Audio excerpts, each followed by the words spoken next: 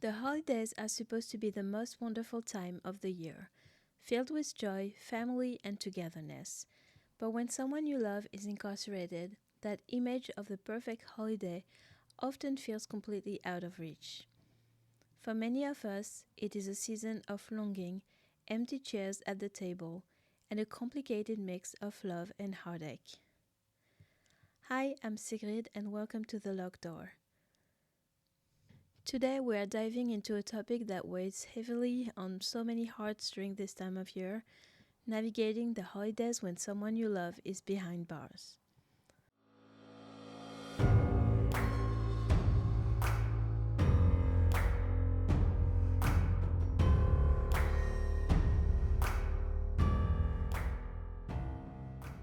For me, the holidays have taken a new shape over the years. I've spent 10 Christmases with Alan incarcerated. Each of one feels a little different, some better, some harder, but they're all marked by his absence. I've learned to create new traditions, to find moments of joy where I can, and to hold on to the love we share despite the distance. But for so many families, the holidays are also a reminder of the challenges, the cost of staying connected, the struggle to feel festive, and the grief that comes with missing someone who's still here, just out of reach. In this episode, we'll explore what the holiday season is really like for incarcerated individuals and their loved ones. We'll share stories, tips for staying connected, and shine a light on the systemic barriers that make the season even harder for families. Whether this is your first holiday season apart or your 15th, you're not alone. Let's talk about how we can bring a little more light into a dark time. The incarcerated perspective. The holidays feel different on the inside. There are no twinkling lights, no warm family dinners, no sound of laughter filling the room. But for many incarcerated individuals, it's still a time when they hold on to hope, however small, and try to make the season mean something. For people behind bars, the holidays can be some of the most emotionally challenging days of the year. It's a time when the physical and emotional distance from loved ones feel magnified. I've spoken to many people who've described the holidays as bittersweet, filled with memories of what once was, mixed with the small joys they found where they can. Some present trying to make the holiday feel special in small ways. There might be a holiday meal, turkey, stuffing, maybe even a pie if they're lucky. Some facilities allow inmates to attend religious services or receive care packages from approved organizations. But these gestures are often modest, and they don't erase the ache of being apart from family. When my husband was on death row, there was a Christmas party. Every year, a group of volunteers would visit and was allowed to come to meet them on the road, sing for them, and give them a soda and candy. So tell me about the Christmas party on death row. The last one I was at was 2021. You wake up, get inspection ready. 10 to 15 people, free world people come, and they pass out a Ziploc bag full of snacks.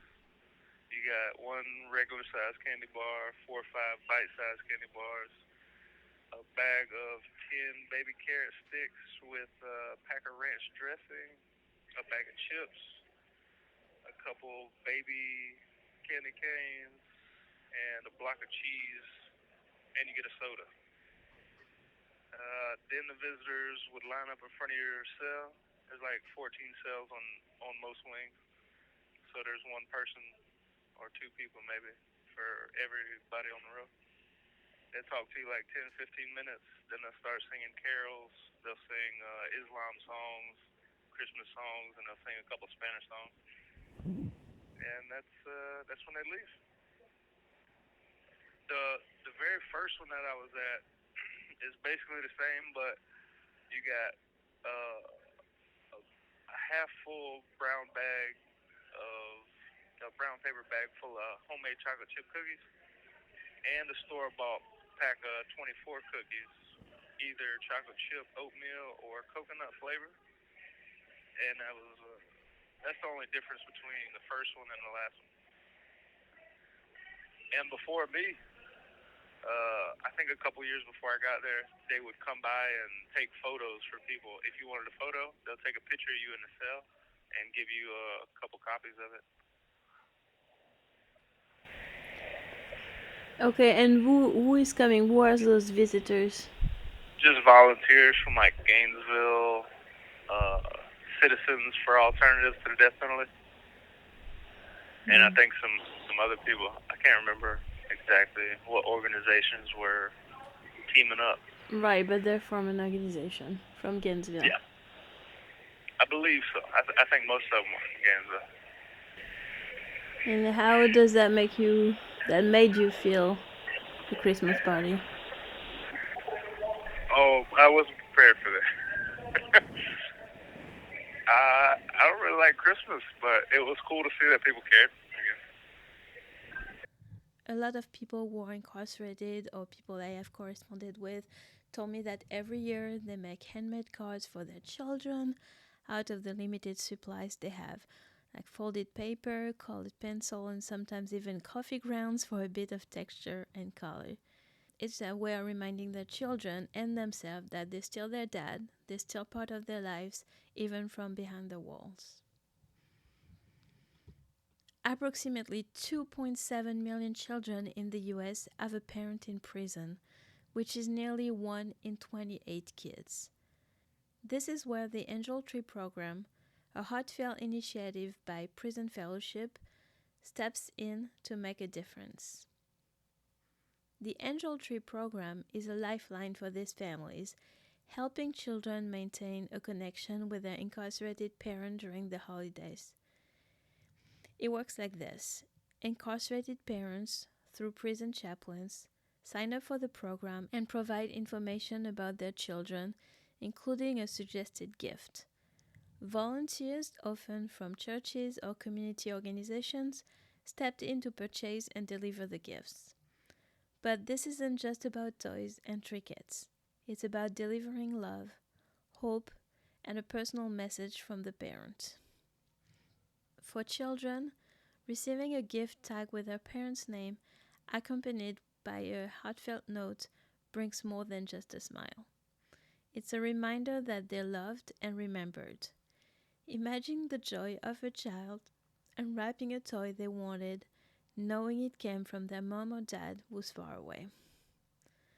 For parents behind bars, the program gives them a chance to actively participate in their child's life and reaffirm their role as a parent, even if only in this small but powerful way. The impact of the Angel Tree program is monumental. Since its launch in 1982, more than 11 million gifts have been delivered. Every year, about 300,000 children experience a little more warmth during the holidays because of this initiative.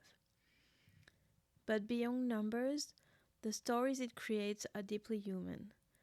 These moments transcend the walls of a prison and reaffirm the bonds of family.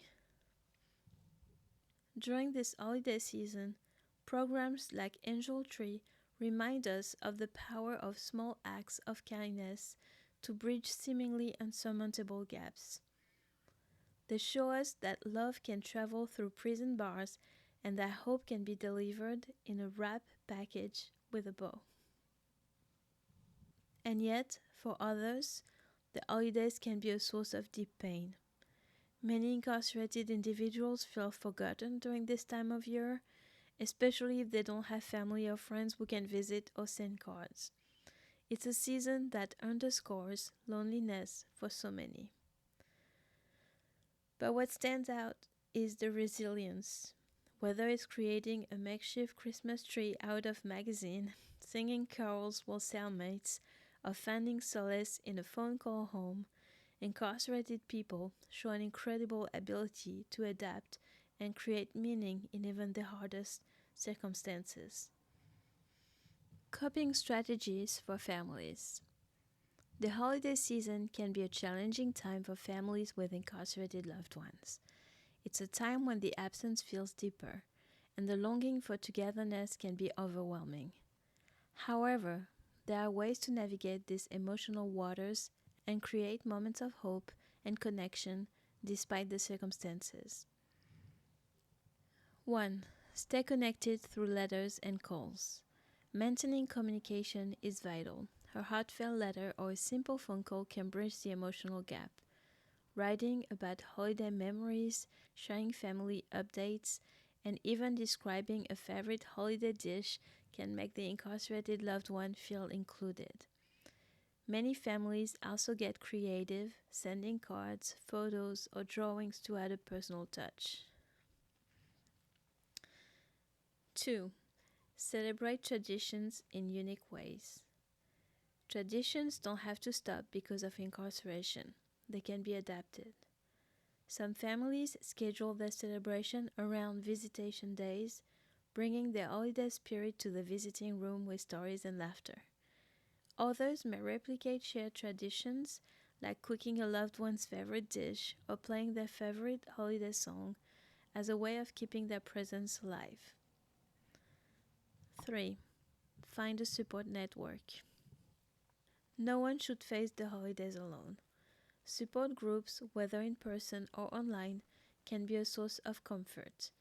These communities allow families to share their struggle and find solidarity with others who understand the challenges of loving someone behind bars. 4. Create new memories. While it's natural to miss the way things used to be, creating new traditions can help families move forward. Activities like volunteering, crafting handmade gifts, or hosting a virtual holiday get together with extending family can provide a sense of purpose and joy. 5. Take care of yourself.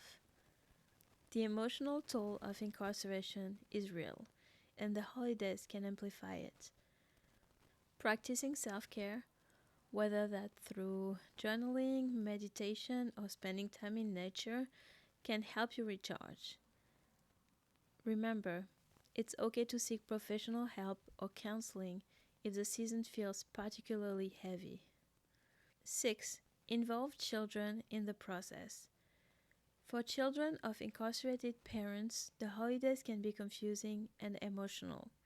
Talking openly about their feelings and involving them in traditions can provide a sense of normalcy. Programs like Angel Tree can be a way for them to feel connected to their parents and understand that they're not forgotten. The holiday season might not look the same, but it can still hold meaning and connection. By embracing small acts of love, leaning on community, and finding creative ways to celebrate, families can keep their bonds strong and their spirit bright, even in the face of distance. Systemic issues and injustices. As we reflect on holiday season, a time that should be about connection and joy, it's impossible to ignore the systemic barriers that make life even harder for incarcerated individuals and their families. First, there is the financial burden of staying connected. Staying connected with incarcerated loved one is expensive. Prison phone calls rates remain exorbitant in many states, costing families hundreds or even thousands of dollars annually. According to the Prison Policy Initiative, the average cost of a 15-minute phone call in some states is as high as $5.74. Add this to the cost of travel for visits, commissary funds, and holiday gifts, and the financial strain becomes overwhelming for families, especially those already struggling economically. There are also barriers to visitation. For many families, visiting a loved one during the holidays is almost impossible. Prisons are often located in remote areas far from public transportation. Families have to contend with long travel times, expensive lodging, and restrictive visitation rules. During the holiday seasons, these barriers can feel particularly insurmountable.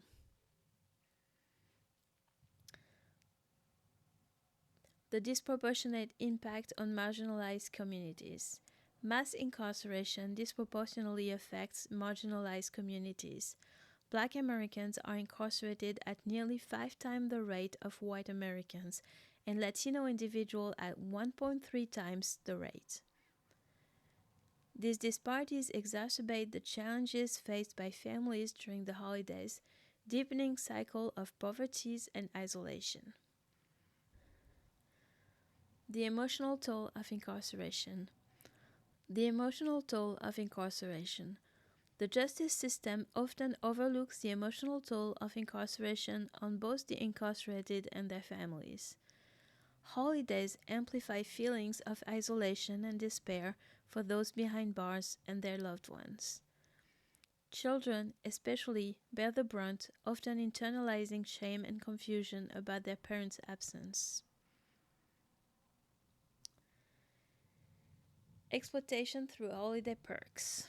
While some prison attempts to make the holidays more bearable by offering special meals or extended visitation hours, these perks can sometimes feel like exploitation.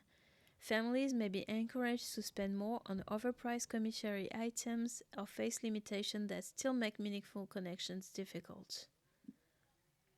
Criminalization of poverty. The holidays highlight a broader issue, the criminalization of poverty. Many people are incarcerated for inability to pay fines or for low-level offenses directly tied to socio-economic struggles. For these individuals and their families, the holiday seasons become another stark reminder of systemic inequality.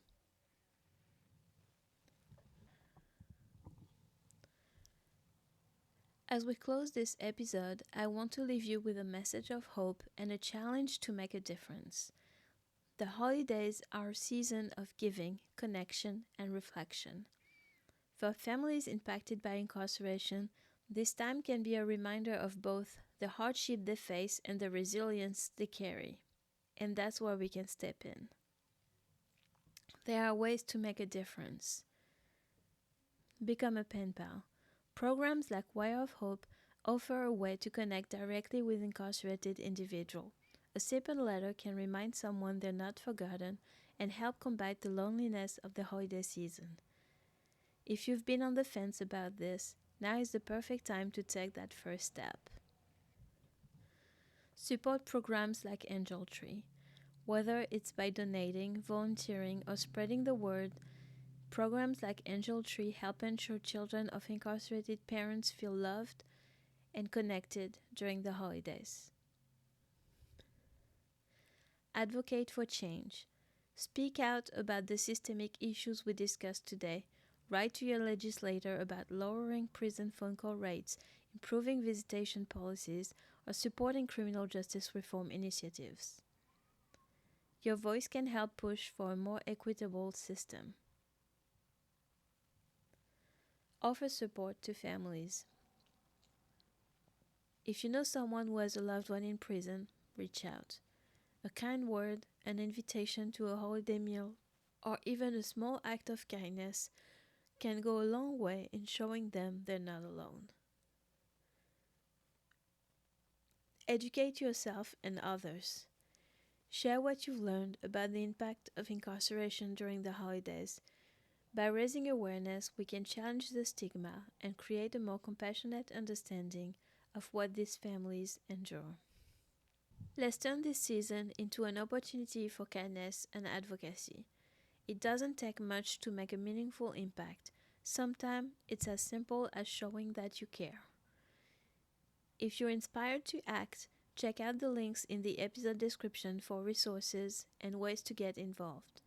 Together, we can bring light to those who need it most this holiday season. As we wrap up this episode of The Locked Door, I want to thank you for spending time with me today and for opening your heart to an often overlooked aspect of the holiday season. The challenges faced by incarcerated individuals and their families are immense, especially during a time that's meant to bring joy and connection. But with every letter written, gift donated, or act of advocacy, we have the power to transform those challenges into opportunities for hope and healing. Remember, Change begins with awareness. By sharing what you've learned today, you're already part of the solution. If there's one thing I hope you take away, it's that even the smallest gesture can make a huge difference.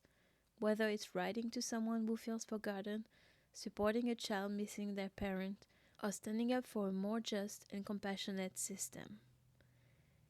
If you enjoyed today's episode, please subscribe, share, or leave a review. And don't forget to follow The Locked Door on Spotify or YouTube for updates and new episodes. Your support helps amplify these voices and stories. The holidays may be a time of reflection, but there's also a time for action. Let's turn that reflection into purpose and spread kindness, love, and understanding to those who need it most. Until next time, stay safe, stay hopeful, and keep advocating for change.